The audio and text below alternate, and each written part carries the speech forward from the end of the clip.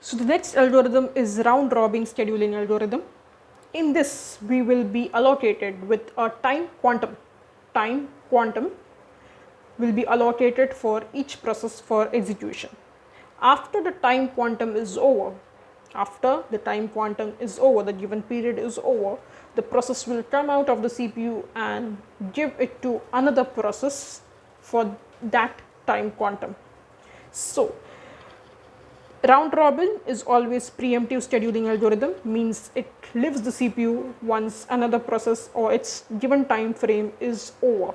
Okay, and it means this, that one process is executed for a given time period of time, it is preempted, and the other process executes for the given time period of time. Basically, a time slice is decided. Every process is supposed to execute for that given time slice only.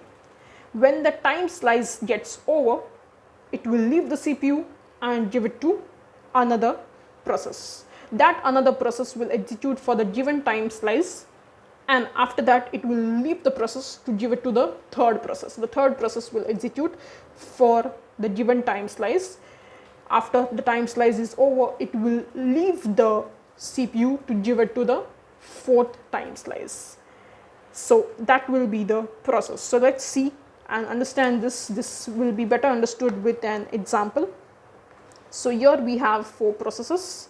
Their burst times are mentioned and time quantum is mentioned. The time slice is going to be 5. Okay, and yes, we are considering the arrival time to be 0. So let's begin with our Gantt chart preparation. So we are supposed to have basically certain time slices only. So we are supposed to have time slices of 5. So I'll just make some time slices and keep. We're going to start from 0. We'll be moving till 5. Then another 5, that is nothing but 10. So this is how we are supposed to go ahead. So let's begin right here. I'm doing it down. This was just for explanation purpose. So we are supposed to go according to the time slices. So I'll just cancel this out and begin with our first process, which is nothing but P1. So first, the CPU, we begin from time 0. We are supposed to follow the time slice, that is a quantum, and that is 5. So we'll go till 5. For this period, it will be with CPU. P1 will have the CPU. P1 will execute for time slice 5. So basically 5 units of execution of P1 are done. So how many are remaining? Right here? 21 minus 5 is nothing but 16. So 16 is still remaining to be executed in case of P1. Have a look. We have total execution time as 21 and a time slice is 5. So I executed P1 for 5 units. I executed P1 for 5 time units. So I'm minusing 5 from 21 and still remaining to be executed are 16. Still remaining to be executed by removing this 5 units are nothing but 16. So I'm just noting that down. So the next process, which will get the CPU for 5 quantums or 5 time slices, is 5 time units, is nothing but P2, the next in the list. But P2 needs only 3. It doesn't require 5. Okay, P2 needs only 3. So it doesn't require 5 time slices, 5 time units. So it will finish up before the time slice 5. So we will be allocating him only 3 slices because he requires only 3 slices. It doesn't require 5 slices. So here we go. Let's give it to P2 and it will work till 3 plus 5, that is 5 plus 3 is nothing but 8. With this, the execution of P2 is over. Because all 3 units of the burst time are executed. Next we go to the P3. Now P3 has burst time as 5 and our quantum time is P3 has burst time as 6 and our quantum time is 5. So basically we can execute it only for 5 time units because our quantum size is 5. After 5 the CPU will go to someone else. So let's now give P3 the CPU for 5 time units, which is nothing but we reach 13. So P3's 5 time units are executed.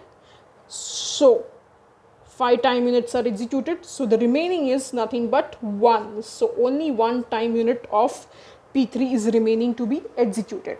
Now the next in the list is basically P4. So now let's give the CPU to P4. So P4, he has 5 time slices or 5 time units to get executed, but he requires only 2. So we will be giving him only 2 units because he requires only 2.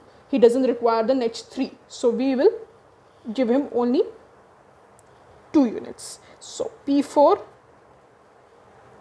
13 plus 2 is nothing but 15. So here is it. So one round is basically done. Now we'll be moving to second round, and with this P4's execution of 2 burst times or 2 time units is done. Now we'll be moving to again in the round to the first one. We'll be moving again in the round to the first round. So now again P1 will get the time slice. Again he will get the quantum.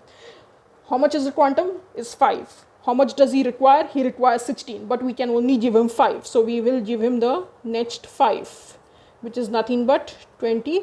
P1 will execute till 20. So minus 5 brings us to 11. So 11 are still left to be executed in case of P1. Now once P1 is executed, we go to the next one in the list, which is P2. P2 is already executed, so it doesn't require anything. P3, we come to P3. P3 still requires something. So we will give him the time slice. We can give him time slice of 5, but he requires just 1. So we will just give him 1, which is nothing but P3 will be executed right here, and we will reach 21. So now P3 is also executed. He's done. The next in the list is P4, but he doesn't require anything. So we go back to the round and we go back to P1. P1 still requires something. He requires 11, but we can only give him 5. So we'll give him the next 5, which brings us to 26. P1 will execute till 26. Minus 5 brings us where? It brings us to 6. It brings us to 6. Now we'll go to the next process. P2 executed. It doesn't require anything. P3 executed. Doesn't require anything. P4 executed. Doesn't require anything. So again we go back over top to P1. It still requires something, 6. So we will give him the next. It requires 6, but we can just give him 5. So we will give him 5, which will bring us to 31. So minus 5, only 1 remaining now for P1. So again P2 executed, P3 executed, P4 executed. So again back to P1. Does he require anything? Yes, he requires 1. We can give him 5. So but he doesn't require 5 now. So we will just be giving him 1. So that's your P1. It reaches 32. With this, we finish up the execution of our processes. So the next thing that we do is find the turnaround time. So which is nothing but completion minus arrival. So P1, P2, P3, P4. What's the completion time of P1? It is 32 right here. What's the completion time of P2? It's 8. What's the completion time of P3? It was 13 first, and then we again put P3 over here, so it is 21. P4 we just executed it once, so 15.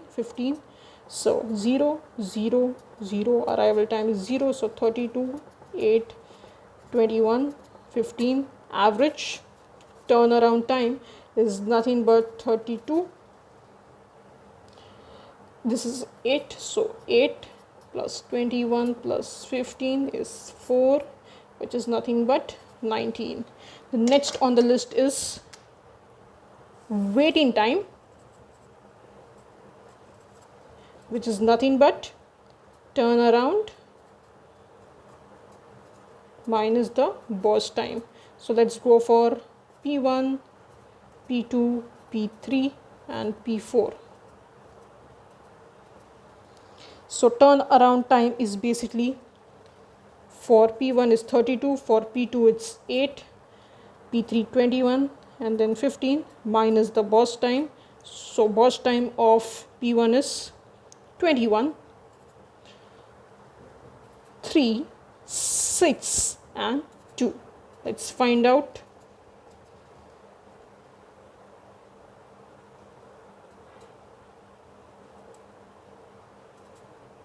Time to find the average time.